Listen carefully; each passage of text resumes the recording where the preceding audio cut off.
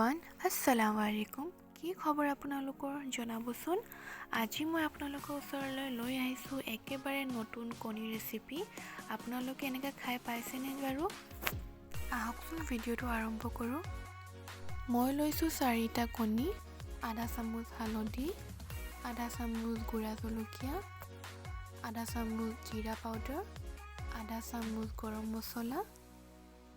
আৰু আধা চামুচ নিমখ এতিয়া আমি ভালদৰে ফেটি লম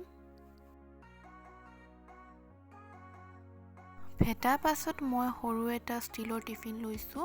আৰু অলপকৈ ৰিফাইন লগাই ফেটা কণীখিনি টিফিনত দি ভালদৰে বন্ধ কৰি লম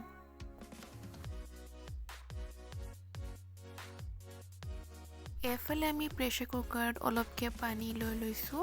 এতিয়া আমি গেছত কুকাৰটো বহাই টিফিনটো সুমুৱাই 2টা চিটি মৰুৱাই লম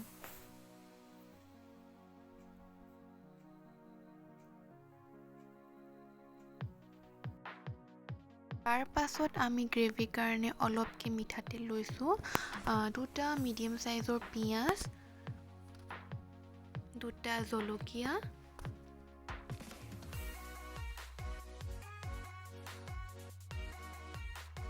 এচামুচ আদা নহৰু পেষ্ট দি ভালদৰে ভাজি লম ভজা পাছত আমি এটা কটা বিলাহী দিম আধা চামুচ হালধি আধা চামুচ গুড়া জলকীয়া আধা চামুচ ধনিয়া পাউডাৰ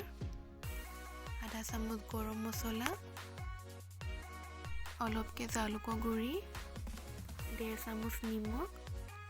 আৰু অলপকৈ পানী দি ভালদৰে ভাজি লম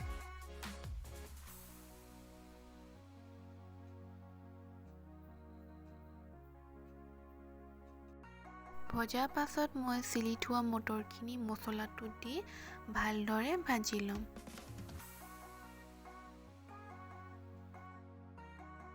এফালে আমাৰ কণী ভালদৰে সিজি গ'ল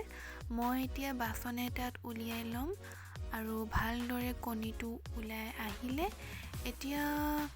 এতিয়া মই কিউব সাইজত কণীখিনি কাটি ল'ম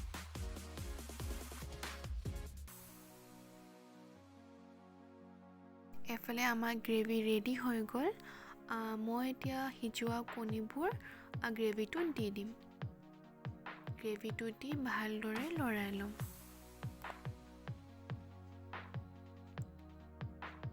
এতিয়া মই অলপ ধনিয়া পাত ওপৰত দি দিম